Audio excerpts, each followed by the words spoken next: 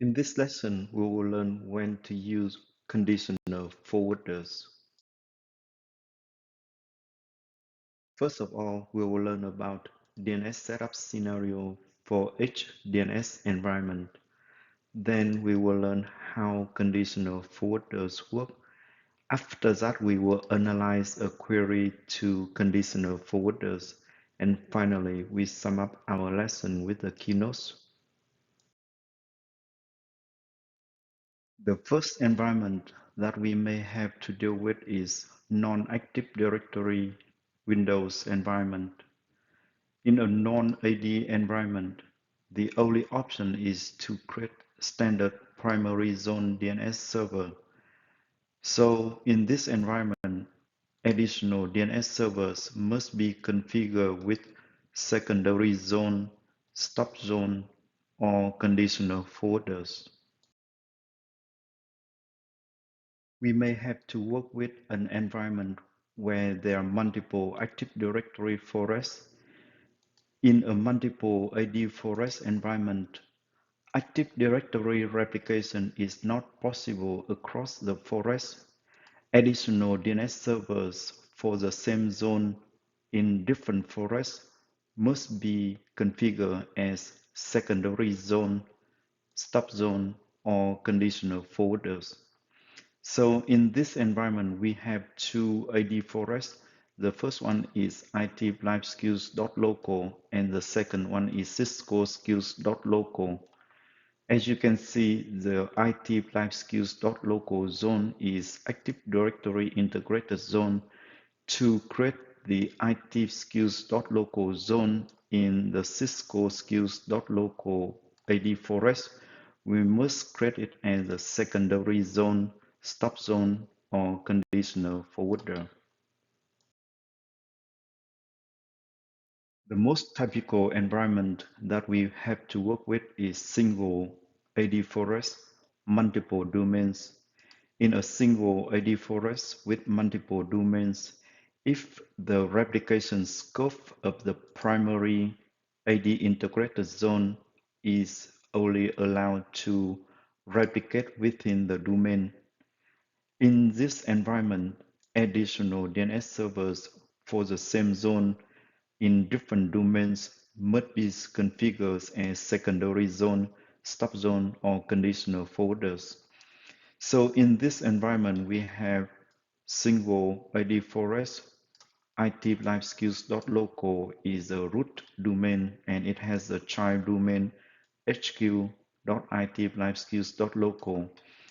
And we have the zone itliveskills.com configured as primary integrated zone, and the replication scope is to replicate to all DNS servers running on domain controllers in this domain.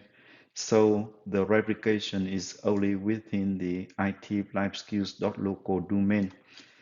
To create a new zone itliveskills.com in hq.itliveskills.local domain, we have to configure it as a secondary zone, stop zone, or conditional folders.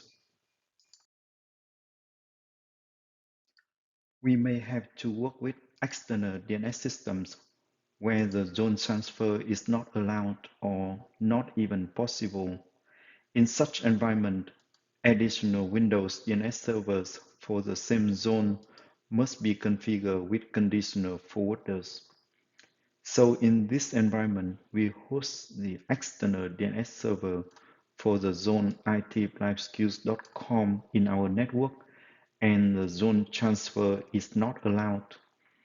To avoid internal DNS queries for the domain itliveskills.com to go out to the internet and query our external DNS server, we can configure conditional forwarder on the internal DNS server for the domain itliveskills.com to forward DNS query to the external DNS server via the internal network.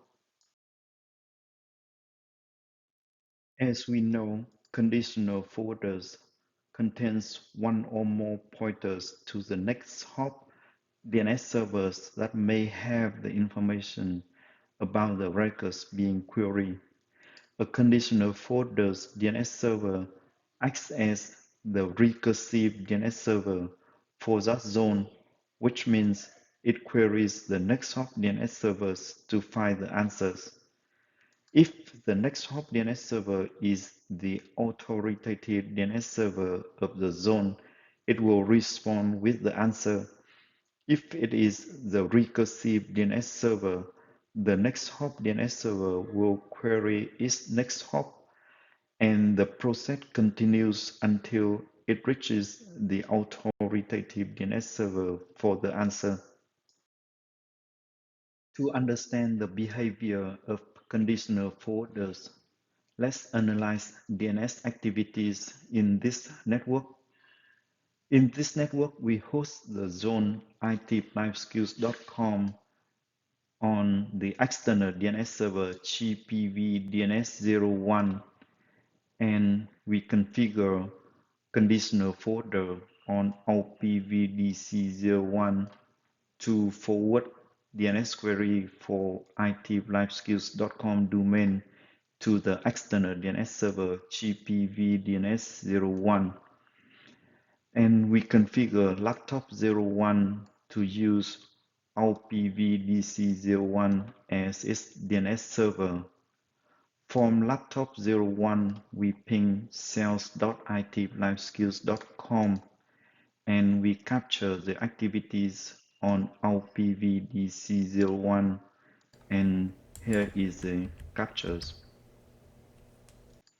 As you can see, first, laptop01 query OPVDC01 for the IP address of the record sales.itlifeskills.com.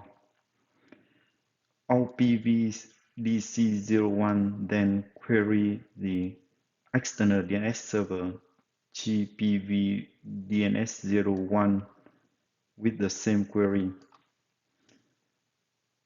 The external DNS server GPVDNS01 answer OPVDC01 that the records sales.itlifeskills.com has the IP address 10.0.0.101.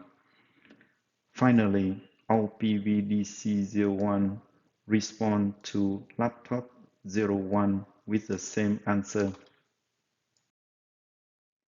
We can configure to store any domains in conditional folders into the Active Directory database and control its replications.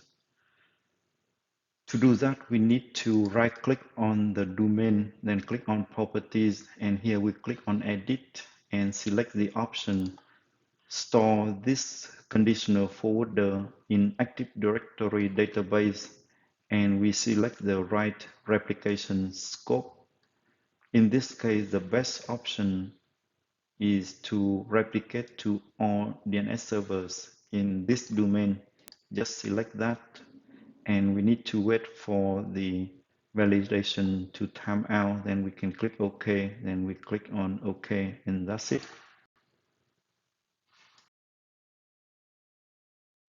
This is the end of this lesson. Let's read the keynotes.